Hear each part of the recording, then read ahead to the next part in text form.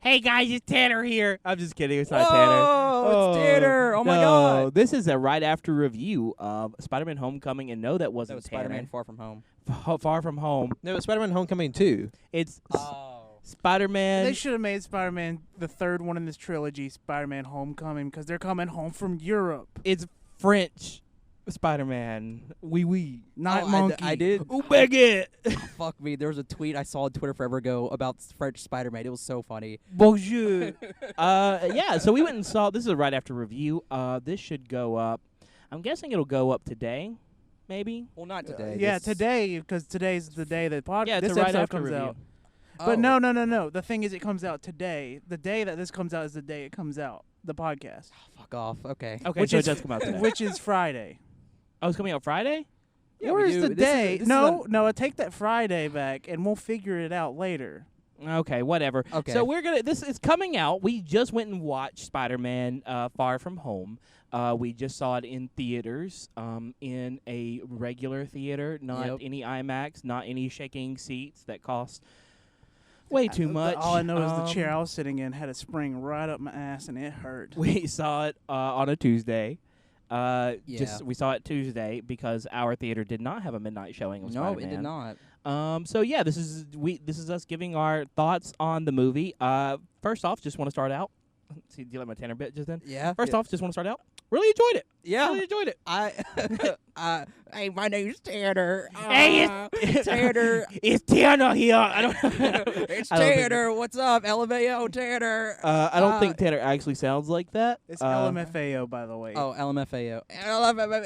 Tanner, if you're listening to this, keep listening. probably Yeah, keep should've like that listened to stats. this. Follow us on Only If listen you- to this after you've seen the movie. Now I'm gonna stare at you, Cole, and do plugs. Hey, it's me, Tanner. So here's the thing: what we're gonna do. We're going to go ahead and say that there's going to be plenty of spoilers. Spoilers, So lots of spoilers. spoilers. Y'all think there's going to be Spoiler. lots of spoilers? Wait, don't spoil it. I haven't seen it yet.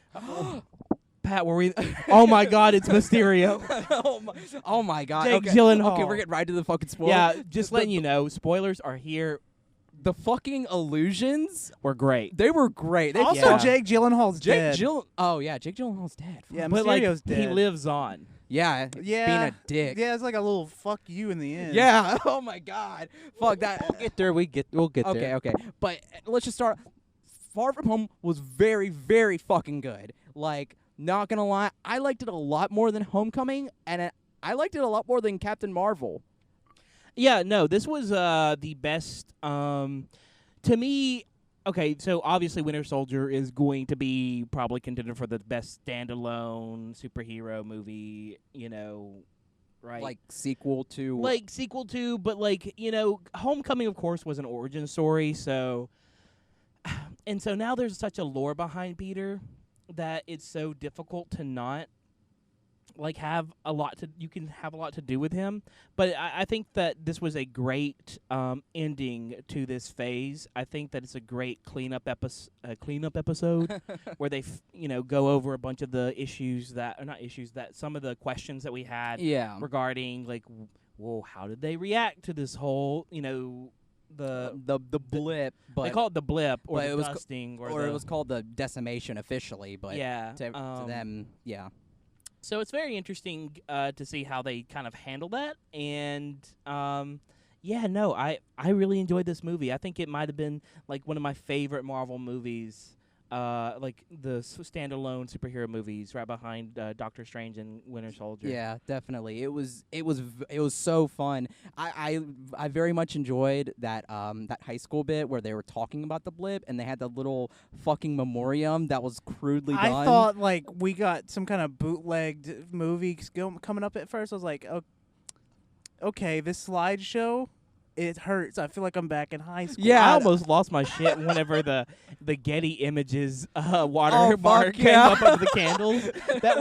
It was so high school. I think it's really high school because some of us in the group actually did the high school video stuff. Who was it, Wenzel? I don't know. It's the two boys in the back. So there's a lot of that just I don't know. It just felt. Laziness. But Do you guys remember Channel 1?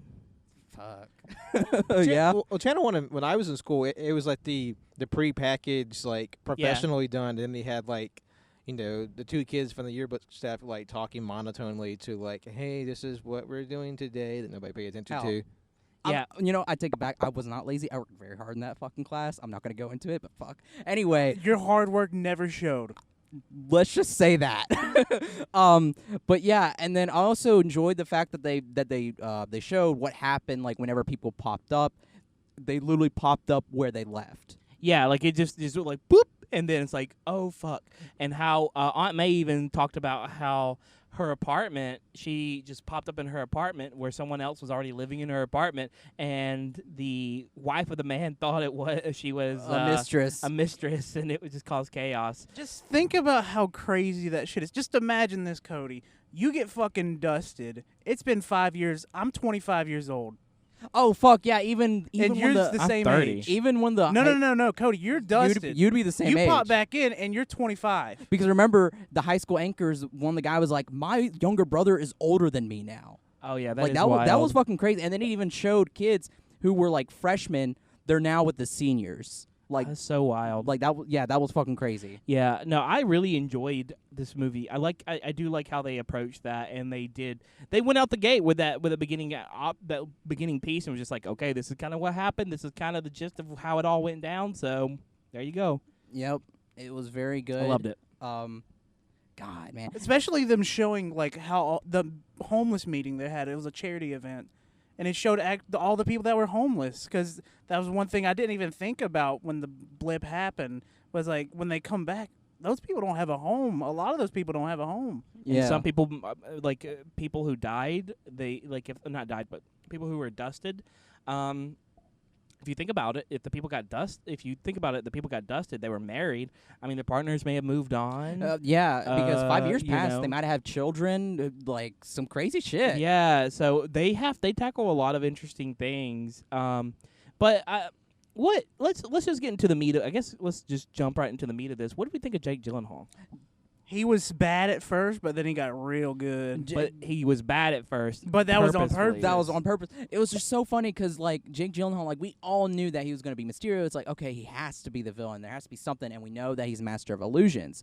And then the way he talked, the way he, like, I was just like, this is bad. Like, he's not putting up a good show. And it was like, it was supposed to be like that. It was supposed to be, like, cliche because it was an actor acting within a movie. yeah, and because he was like, because whenever they had to give Peter the information about what's going on and stuff, he's like, Quentin Beck's from another Earth, and it's like he was like, I'm doing this for my family, and then he had a fucking ring because his wife died, and it was just all very like it was all obviously fake, and it was just And then it seemed very campy at first. Oh, too, yeah. which I was very surprised because I was thinking, wow, they're really going a different direction with this next, these next movies. It was like they have a really scientific name, but they're called elementals, and you're just like, what the fuck? They are made up of the 4 elements. I'm like, hold on a minute, this is weird, and and it's like they're popping up in places. In the same maps as his Earth, because Jake Gyllenhaal, like his character Mysterio, originally says that he's from a different dimension, a different Earth from a different dimension. Which I thought was cool because that kind of pulls from a little bit from the Ultimate Comics Mysterio, where the Ultimate Comics is a different universe, but it's kind of explained that Mysterio from the OG Marvel universe is controlling a droid of himself in another universe that's different. They have some sort of like breeze between realities that he's able to like influence each other. And I thought that he was going to be like a real another dimension, because we all got the feeling walking into this when there's going to be some big revelations in this movie, and the idea of like, oh, there's a multiverse out there. It can still happen. It's Marvel, but we thought this is where we're gonna get it. Some things happened where expectations were turned. Yeah, well, I mean, we already know there's a multiverse because, I mean, they kind of did. I mean, they did that in Endgame where they went in different timelines of different realities. So there is a multiverse. But yeah, like he even calls this Earth 616, which is a huge reference back to the comics. Yeah, I mean that's like comic book stuff. Yeah, that's the main Earth storyline that we follow. And but yeah, no, and it was just, oh man, it was just like just the whole scene where like because Peter's given these special sunglasses, which are very much Tony Stark's glasses, and it's like, all right, when he puts them on, it's like, this is Iron Man, this is the next Iron Man. Yeah. But then like Peter's like, he doesn't want to do this. He still wants to be Spider-Man, but it's like he wants to be on vacation, and it's like, so like he gives the glasses over to Quentin Beck, which immediately like, oh no, this is bad news. And like I will say this, he does put on a good show of being like a good mentor to Peter. That dynamic was pretty good, but like once you see his like true colors, it's like, holy shit, like he's a despicable piece of shit. Yeah, and I think one of the other cool things about this this entire like I guess movie was the fact that one of the big it made up this like it presented this dichotomy. You either continue being Peter Parker as a high school kid, or you grow up, you become an adult, and you become the leader of like the superhero world. I don't know. This next generation. This next generation. I created this dichotomy, which ended up really not resolving, which I really like. It was almost like it was a very false. It was very not a real two-choice thing. It was, at the end of the movie, he didn't just grow up and become the next, big guy. He still's Peter. He's still Peter. He's still swinging around. And, of course, there's an end scene, which we'll get to later, that kind of blows that open. Fuck. Quite a bit. Probably my favorite scene in any Marvel movie whatsoever. It was very fucking good. It was the best end scene I think I've ever seen. I don't think there was an end scene that could ever like compare to that one. Nothing comes to mind, honestly. Nothing comes to mind. If you are, let me just say this. If you are listening to this thinking, I'll still enjoy Spider-Man if I just listen to some reviews, listen to some people talk about it, and then go see it, I want you to stop this podcast right now, and I want you to go watch Spider-Man, and I want you to watch that ending sequence, because that ending scene is very good. It's really, it's worth your $12. I mean, when people said, because from what I heard, they said there was two scenes. There was the mid-credit scene, and then there was the post-credit scene, and they were like, these two credit scenes pretty much blow open the entire Marvel Cinematic Universe from here on out. And I'm like, okay, what are they? Like, I'd imagine that, my mind was just, like, racing, like, what can it possibly be? And then, like, seeing it, I was just completely like, oh, fuck! Yeah, it's wild. And it's nothing that's, like, universal. Nothing universal, but it's, like, going from here on out, it's going to be really weird. It's a whole new universe that we're walking into, and it feels really good, like, really exciting. Anybody who thinks like this is going to be anything like the comics, they're wrong. Like this is the Marvel Cinematic Universe, not the comics. This is its own thing. It will never be like the comics from here on out. And it was never like the comics ever. But like anybody complaining, like you're either going to keep complaining or you're just going to stop. It's definitely adapted for 2019 as well. Oh, I yeah. think that's what's fantastic. Anyways, continuing on with, I guess, our conversation. Jake Gyllenhaal acts as an actor, and that was fantastic. I felt it was very campy in the beginning. Oh, yeah. And so, like, they were dropping foreshadowing hints throughout it that it was supposed to be really campy. Peter having the glasses, Peter giving the glasses over... Peter. I mean, there was even that moment where like Peter like was fighting. I can't remember the elemental's name, but the fire elemental. There's a moment where he hit something that was invisible, and you're like, "Huh, what was that?" And like it was kind of discarded, and it was like a little. I almost forgot about it. Yeah, it was so small and insignificant, but like that's what made it so good, because that's like your first hint of, oh, something's up. This is one of those movies, and this is something that I think that going forward with the Marvel Cinematic Universe, kind of something that has concerned me to a degree, but also it doesn't really concern me per se. It concerns me for people who were kind of new to the Marvel Cinematic Universe, or possibly could be new to the Marvel Cinematic Universe. Yeah. And that kind of comes down to the fact that this movie really hinged on you knowing who the characters are. Oh yeah. This whole movie did. Like there was no. I mean, I know it's a sequel, but like.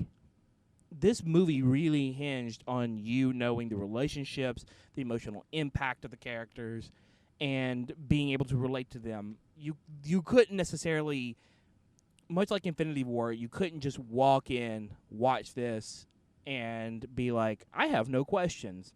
You would. This is one of those movies that you really do have to have a whole sort of backlog of information and character development in your mind Oh yeah. before watching to really, really enjoy this movie. And I think that's fantastic for those who've kept up with the Marvel Universe. I think it's kind of scary and kind of crazy and kind of worries me because, if you haven't kept up with it, it's not as fun. It is not as, it's Spider-Man swinging around and fighting things, but it's also not. It's definitely more than that. It's weird. I don't know. But yeah, but outside the movie is fantastic. Oh yeah, the movie was good. Like talking back about Jake Gyllenhaal, like him as a villain was very Very good. Like Very good. if we should go ahead and say that Jake Gyllenhaal's character Quentin Beck, he has been a figure throughout, you'd never know, but throughout the movies, he was there. I think it was Civil War whenever Tony was showing off his virtual reality, and he was behind the scenes because he was the one that made the holograms in the virtual reality, and then Tony was called it barf. He worked for Stark Industries. He hated him for that, and then eventually Stark would fire him because he was not out of control. Just disgruntled and Unstable is what he said. Unstable, yeah. And you see that because he tries to kill a kid, and he also is perfectly okay with having casualties as long as he makes himself number one in the eyes of humanity. Yeah. And then there's even a scientist. I don't know if he was actually in Iron Man 1, but they no, he was. Because I remember because the whole gag was that like Wenzel said that Quentin Beck was. They sort of retroactively inserted him into the past of the Marvel Universe. He created the hologram technology. Tony Stark co-opted it, but then he sort of builds himself around all these disgruntled former Stark employees.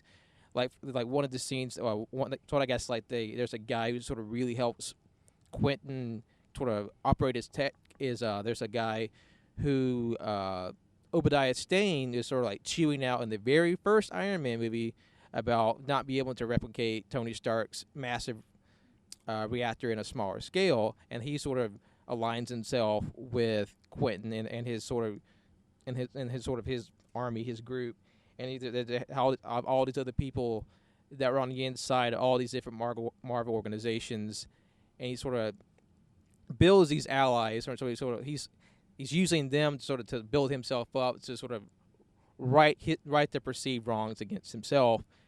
And something we may not have been very clear on is that Mysterio in the comics, he was a failed actor who turns to crime by using illusions created by stage magic.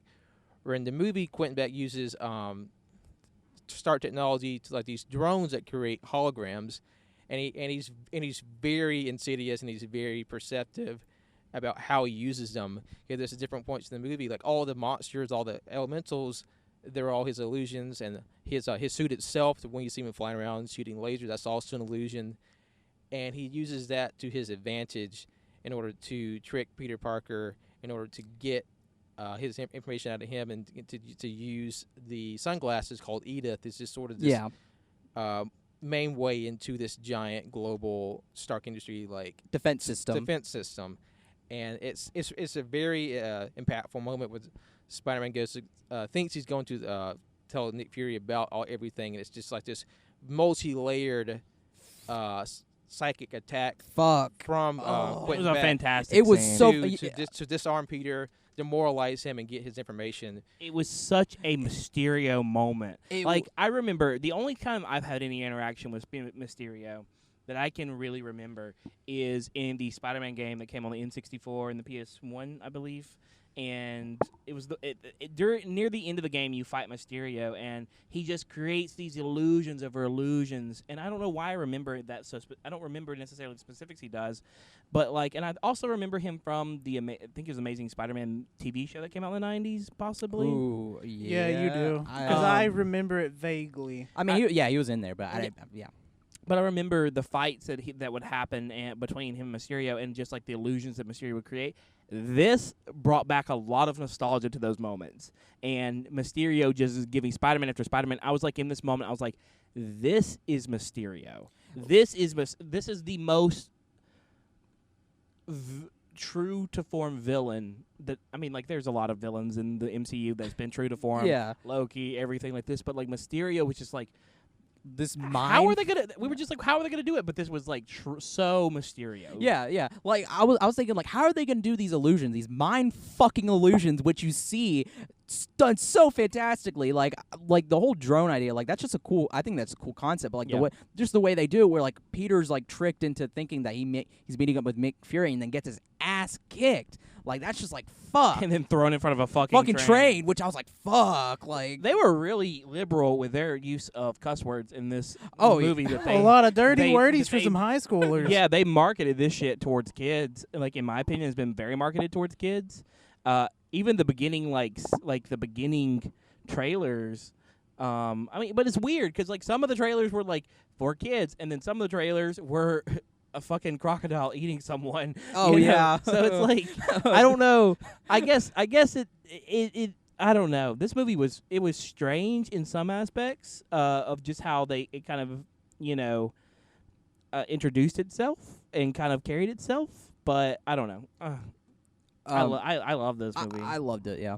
Go ahead. I did want to say, walking into this movie, when it's first announced, like, one, I never expected Mysterio to ever be in a Spider-Man movie, and two, to make him sort of like be a very like intimidating, if not outright frightening villain, because Mysterio is always sort of seen like a very sort of jokey villain. Like he's definitely had his moments of like pathos, but it's in this movie that we really get to see how frightening his abilities are.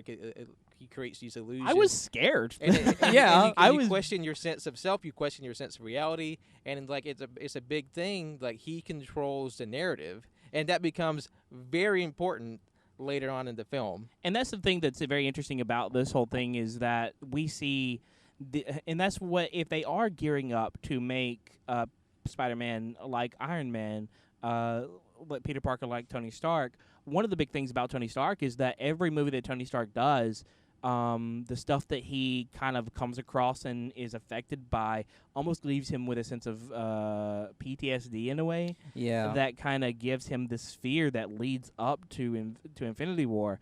And I know like there's been a few things come out and say that they're not doing overarching, they're not doing huge overarching whatever storylines, but it kind of makes you wonder is like this reality breaking situation, how is that going to affect Peter Parker throughout the future movies? And it kind of sets the theme, like Jake Gyllenhaal or what Mysterio sets the theme. Jake Gyllenhaal is the actual villain. Yeah. It kind of sets the theme for the rest of the kind of future is people will believe anything. And that kind of like that line itself, that dying line of Mysterio kind of pushes out this sort of, oh shit, like what are we about to get into? Because this is a very earthly matter anyways. There's definitely this fear, especially what's been going on, I guess, with social media now, is that when a story gets put out there, it's accepted and it's perpetuated, and it's very hard to pull that story back and be like, oh wait, we need to dissect and examine where things come from. Even if you get like a big scoop or someone pulls a receipt on somebody from years ago, and that story to perpetuate, you get that one side of the narrative, and you don't, and that all that just comes in this big twisted mess. And when someone can intentionally, twist a narrative to their advantage, that happens in real life all the time. Yeah, and especially now, and just the expanded life of social media now. How dangerous that is, and when you have this supervillain who takes advantage of that, and it with like this added layer of like sci-fi technology, it becomes even more frightening. Yeah, sorry, I think this definitely leads us into the credit scene, but I wanted to go off what Pat said. Yeah, there's moments all throughout the film where like you have kind of like little kind of like not hints, but like little discussion about information, because I mean there's a lot of moments where there's news, and then they hear stuff on the news. It's like, don't believe everything you hear on the news, or don't believe everything you read on the internet, and then Edith itself is like connected to everything. Like, yeah, like there was a very dangerous moment where Peter got caught. There's a woman who was giving him a new suit, and she needed him to undress. And in To this try on the suit. and in this moment, one of the classmates takes a picture of him and was like, "Oh my God, he's with a prostitute or something." And Peter's like, "I have to get that picture out." So he accidentally, with Edith, he accidentally puts a hit out on him with a drone.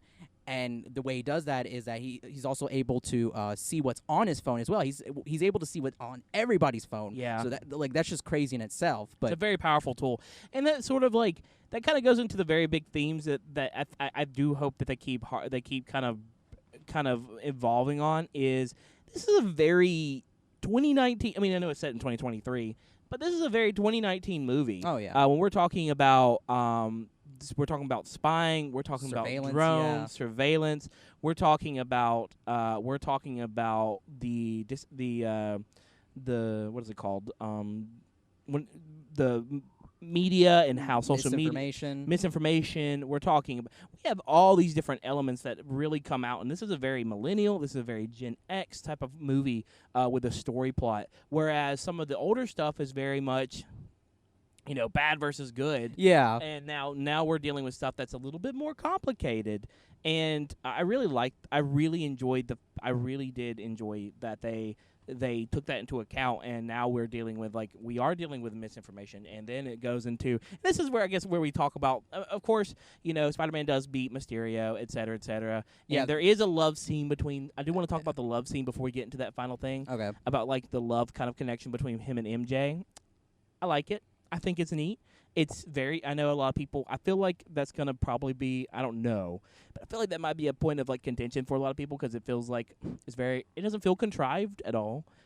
It feels very natural, but people just, people we're used to like, a big movie or just big stories in general, like having sort of this romantic through line through it, and it's I guess it's not bad. It's just something that we expect, and But it seems like there's been a lot of hate towards that lately in movies. But the thing is, though, it's very Spider-Man. It's still very Spider-Man. Yeah. I mean, that's part of Spider-Man in general. Is the relationship between him and MJ.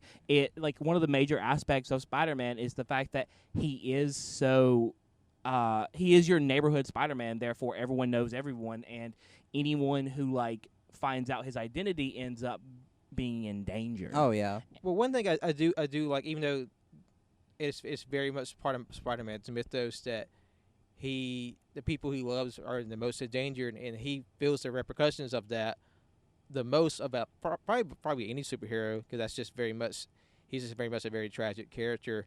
Although I will say it feels sort of less, I guess, heavy-handed with sort of like, I'm just this tragic, beleaguered man, and people around me always die, and there still may be tragedy to come. There's still, a third movie, but it just kind of feels like with the original trilogy and this sort of the secondary series that came out.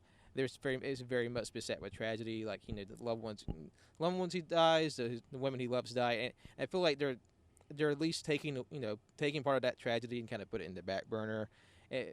Spider-Man feels a bit more free from all sort of the tragedy of the world, and it allows this character to be focused in other directions.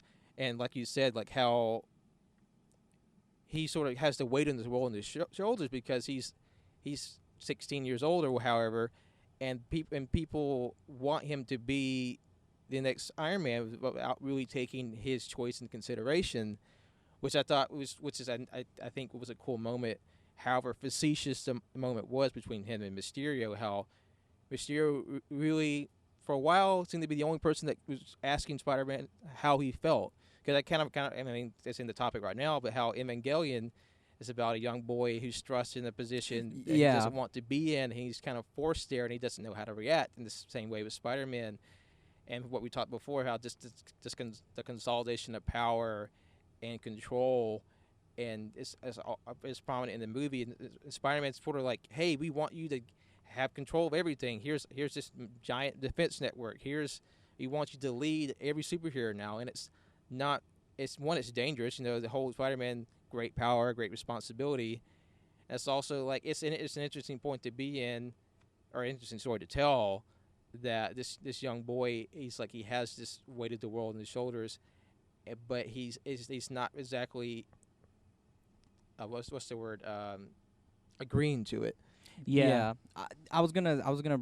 That's actually very funny that you brought up Evangelion, because I was gonna bring that up. How Quentin Beck was the only one asking him, like, what do you want? And then this is the same thing in Evangelion, was Masato was asking Shinji, what do you want to do? Do you want to do this? And it's just, I love that. Like, again, I really like the dynamic between Jake Gyllenhaal and Tom Holland in this movie. And another good scene, I should say, before we get into the credits scene, is the scene where, I mean, we really haven't gotten to explore Peter's spider sense in the Spider-Man MCU movies. Yeah. And there's a really good scene where his tingle, he's using it in the hallway where Quentin Beck has drones light up, and he has the Edith sunglasses. He's like, come and get it. And then there's like another illusion, and he uses his spider sense to fucking fight all the drones. It's so sick. That's one of the things that kind of I'm wondering. That's one of the things that I'm wondering is, like, do they not have the ability to call it Spidey sense? I don't know. Because they call it the Peter. What do they call it? Peter's tingle. The Peter tingle. Or maybe that's just kind of like, they want to have a bit with it. 'Cause I don't know. Yeah. Yeah, I get mean, it. Either way, I like it. It's fun. Is Sony really being so stingy with the Spider-Man? It's like, you can only use the character. You can't use any of the associated terms. There's two scenes in this movie that really stand out to me when it comes to actual character and who those characters be. One, the Mysterio scene where Mysterio absolutely kicks Spider-Man's ass. Oh, yeah. And two, the scene where Spider-Man uses his Spidey sense. In the Mysterio scene, I was like, hell yeah, this is Mysterio. When the Spider-Man, I was like, hell yeah, this is Spider-Man. Yeah. And, like, those two scenes were such defining moments for each of the characters, especially for Mysterio, in my opinion, was a little bit more, like, very defining. But Spider-Man, using his Spidey sense, able to detect and understand, and I don't know, it was just very good. I did want to mention, real quick, how Tom Holland can look absolutely sick. And absolutely, like, his ass. His lips looked like he was about to die. They kind of, like, Tom, even in, I thought the same thing in Infinity War, like, he looks like he, like, got fucking killed. Yeah. like, I get it, like, getting hit by a train, blue lips, things like that. But, God, every time, any little scuffle he gets into, his eyes get red. He looks like he's been, like, literally smashed into something. Tom Holland can look like he got beat up real well. Yeah. I'm pretty sure it's a lot of method acting. Well, Tom Holland actually got hit by a train. See, that's what they do. Like, of course, that they make him up a little bit, the pale skin and put the red eyes.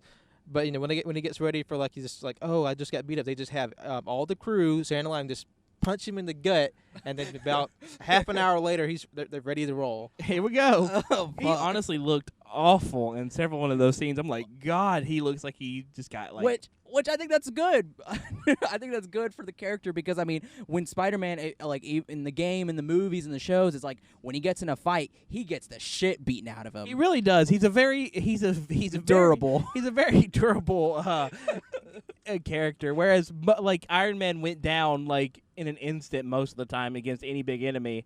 Like, it was always Tony's cleverness. It was always Captain America's skill, and it's always Spider-Man's endurance that's able to keep him okay and keep him safe. And I don't know. This movie was really good. I think it's time to talk about that end credit scene. So if you don't want to be spoiled for this end credit scene, I really do recommend turning off the podcast now, because, like, this end credit scene I think is very important to the overall MCU and the future of Spider-Man in the future. Like, I'm very excited to see what it actually does in the next few movies that come out. So Yeah. We ready? Yeah, let's go into it. They got Alex Jones. Well, I feel we want to build up to that. After that's just the mid-credit scene here. So Spider-Man takes Zendaya, Mary Jane, or whatever they're calling her now, it's taking her swinging through the city. It's like, okay, that was fun. And right before he goes to leave, a big jumbotron on the building opens up, and as the news reporter talking, we have exclusive footage from the battle in London. And what happened was that Quentin Beck had doctored his final encounter with Spider-Man, and so, like, he shows him dying, but he manipulated the footage and the audio to make it seem like that Spider-Man not only killed Quentin, but also he took control over the Edith defense network and ordered an execution on civilians, or he caused all the damage in London. And then the last bit is that Quentin reveals Spider-Man's identity to the world. But this whole video was put out by the Daily Bugle, and the biggest, really cool scene, they got J.K. Simmons, the original J. Jonah Jameson, to come back as J. Jonah Jameson. Yep, it was fucking like It was Alex Jones. It was the same It background. was set up, the it was fonts, green. the whole everything was Alex Jones as hell, and I was instantly floored. Like I didn't know what the fuck to think. It didn't blew know, me away. Like aside from like that, like everybody knows who Spider-Man is now. It's Peter Parker. Yeah, they say he calls him out, Peter Parker, and then Peter's like, oh my god, Yeah, what? they even show a picture of his face. Yeah. And it's like fuck, and it was just crazy. Like everybody knows his identity now, and the Daily Bugle and J. Jonah Jameson, they make Quentin Beck Mysterio to be out a hero. Yeah, and that's the thing is that the Daily Bugle in the old, like in all the comics, everything was this newspaper that was always out to get Spider-Man. Yeah, It's a perfect, almost. I mean, for InfoWars, for it to be transplanted into that world as like the InfoWars, it's so good. The game did a similar thing where Jonas Jameson had his own podcast where he'd update. yeah. The PlayStation 4 game Spider-Man had a really good bit where you would just occasionally hear J. Jonah Jameson tune in with his podcast. It's so fucking good. It was exactly like InfoWars. It was so good. And that's the thing, though, is it really like that was very fun. So it's very fun. It's very terrifying for Spider-Man, and it blows the whole lid on everything. And it's kind of the opposite of Tony. The ending of Tony. Tony came out in his own regard, and Spider-Man didn't. Plus, just within the movie itself, like Edith stands for even dead, I'm a hero. I'm the hero. And how Tony Stark, he wants to use his technology and his sort of influence to protect the world after his death. And in a perverse way, Quentin does something similar, but even after his death, he has an enormous impact on the world at large. Oh yeah, Oh gosh. man. And then there was one more scene after that. And which is even fucking crazier. I mean, it had less of an impact. But I mean, it's just like whoever called this, good job, because okay, there's a scene where Nick Fury is driving with Maria Hill down the road, and as they're driving, Maria Hill turns out to be a fucking Skrull, and then talks casually to Nick Fury. Nick Fury turns out to be fucking Talos. The entire time, Skrulls have been directing Peter, and it was just a good fucking bit because Talos is like, I didn't know it was fake. Like, it was just a good bit. And then he calls up somebody, and he calls Nick Fury to tell him about what's going on. Nick Fury's in fucking space commanding Skrulls for something we don't know. So, like, how many, like, okay, like, you know, aside from the fact that Skrulls aren't villains, whatever, but, like, how many, like, individuals on Earth are Skrulls, and, like, what's going on in space? Like, I don't know. I thought that was crazy good. I think that may actually be a lead into the next Captain Marvel movie. I do think that might be the case. I'm very excited to see what happens here with this because they have a lot to play with. They have a lot to play with on all regards. This was a very good movie. Yeah, and I'm just curious too because like the woman who played Maria, the female Skrull who was Maria Hill was Talos' wife. I'm like I mean that's that dynamic in itself is going to be interesting because like going forward, anytime we see Nick Fury or Maria Hill like in the present time, they're Skrulls. Like what's gonna like how's that gonna play out? Like man, Well, I guess we don't know to what extent Nick Fury has been gone. Yeah, that's true. Because we don't know if he left recently or What if he's been gone the entire MCU? or maybe Oh, motherfucker, that is true. Oh my god. or maybe just like he has like Talos as like his body double. It's like, hey, I gotta hop out to space real quick. You know, cover for me. Yeah, there's a lot to play with. Yeah. Oh yeah. I two things. It's either body double or whenever Nick Fury died at the end of Infinity War, that was Talos dying. And he contacted, oh my god, this is so fucking crazy. This movie's a mind fuck. So it still stands to reason to say that Captain Marvel may have been the most important movie in the entire MCU Oh yeah.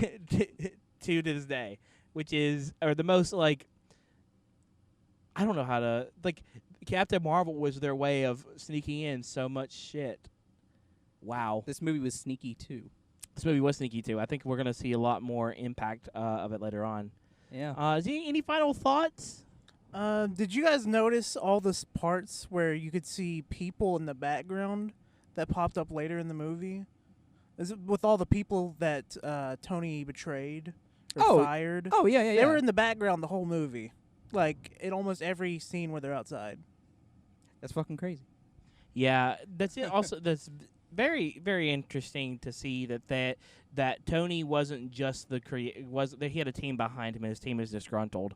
I think we might see a lot more of behind the hero in a way. Yeah. The people behind the hero and the disgruntledness of that. But like, I don't know. It's very, very interested to see what they do with this whole the whole world. The whole MCU. Yeah. I'm very excited. I am too. So, how did everybody any more final thoughts? I hate fucking MJ's edgy ass. I am not a fan of that edginess, but I mean I'm a fan of her. Leave I Zendaya alone. Zendaya's fine. Leave It's Zendaya the alone. character. E-girl. Leave The her character alone. is awful. I stopped acting like that in middle school. Y'all think and they're Zen- in high school doing this shit. Y'all think MJ has TikTok? Well, I think when I know. Wait, well, what did Flash have? Was it Snapchat or Instagram? They just like because he was live tweeting the whole movie or something, and that ended up actually saving the day. It was It was Instagram. Yeah, it was I- Instagram live video. Their live Insta Oh, yeah. feeds. Yeah. That's Good bit. good movie. Good movie. Good movie overall. I guess I that's felt it. weird about the the guy that was live streaming the whole time. Flash. The scene at the end of the movie where his mom or His mom wasn't there, which I was like that felt like a weirdly like important scene. Yeah, a weirdly It important. felt both weirdly important and almost like it was saying he acts this way because he has no parents. His parents don't really love him. Fuck. Yeah, like it felt like kind of both. I think that's really cool though. Maybe it may be important. Maybe later he's on. Green Goblin. I mean, well, no, because Maybe he's Green Goblin no. and Willem Dafoe's penis is gonna come up again. I'm very interested to see how. If he's Flash Thompson, he's gonna be Agent Venom. He's gonna be Agent Venom, but he has to lose his legs first. Yeah. Oh, yeah. He has to go. Sorry, he has to go be a soldier. He has to go lose his legs in a war. He has to come back and be Agent Venom. Okay, whatever. Okay, yeah, I really enjoyed Spider-Man. Thank you guys for listening to this right after review of Spider-Man: Far From Home. I would definitely, if you haven't seen it, if you listen to this entire podcast, you haven't seen it, why? But since you did see it, I hope you enjoyed the movie. If let us know your thoughts. You can let us know your thoughts on our social media, which Wendell's going to spit out because I can never remember them. We're on Twitter at AYCH Podcast. Follow us on there. Yeah, we'll be tweeting this out. This is coming. We don't know when this is coming out. do Yeah, we really don't. It's coming Fuck, out on the goddamn day it. that it comes out. You guys will see it because it's out Oh, today. of course. Yeah, of course. But anyway, follow us on Twitter at AYCH Podcast. Follow us on Instagram, AllYouCanHear. We post on there. It's AYCH podcast on Instagram. Sorry, AYCH Podcast. All you can hear on Twitch. All you can hear on twitch.tv/allyoucanhear. Go check us out on there. Follow us on there. We do What about fun YouTube? stuff. I don't know our YouTube. All but you can hear podcast All on You- YouTube. is it Yep. all you can hear podcast Yes. YouTube? Or, Yes. okay. We have our VODs on there. You can go check us out. Those are really fun, really good. Again, about the Instagram though, Pat does some really good shit on there. I occasionally do stuff on there, but Pat's is really good. You should check out all that. Like them all. Like all the pictures on there. Check us out on SoundCloud, iTunes, Google Play, Overcast, Spotify. All you can hear. We are on there. Give us a listen. You can like and review, give us a like and review. Yeah, give us some Do whatever you feedback. got to do. Share us with your friends. If you were like, hey, dude, yeah, check out this, I don't know how kids talk. These days. I don't know. Yo, bro, Yeah. check out this episode of this podcast. Yeah, my name's T. my name's Tanner T. Check out our episode podcast. Oh, my God. Oh my god. Wig. And then also, this is July. We're doing an entire month of food. We just had an episode released where we tried 17 different flavors of ramen. Jesus Christ. Go check that out. That was really fun. Did that come out? Oh yeah, it did. It came out. Yeah, it came out Monday. Yeah. Okay. But yeah, I think that's it. You can follow me, Winsel, on Twitter at WinsyBooking. Follow my art Instagram at World of Winsy. Thank you for listening. I'll go. Go ahead, Pat. This is Patrick. Thank you for listening. You can follow me on Twitter and Instagram at John Lost His Name. You can follow my art on Facebook at John Lost His Name Art. My name Colt. Follow me on Twitter at ColtD00 or 88, one of those. Mostly 00. I'm on that one. Have a good day. My name is Cody. You can follow me at CODDOC11. That's CODDOC11 on Instagram. I post photos sometimes. Thank you. Thank you. Spider-Man. Pew, I'm pew, far pew. from home. Spider-Man. Spider-Man. Spider-Man.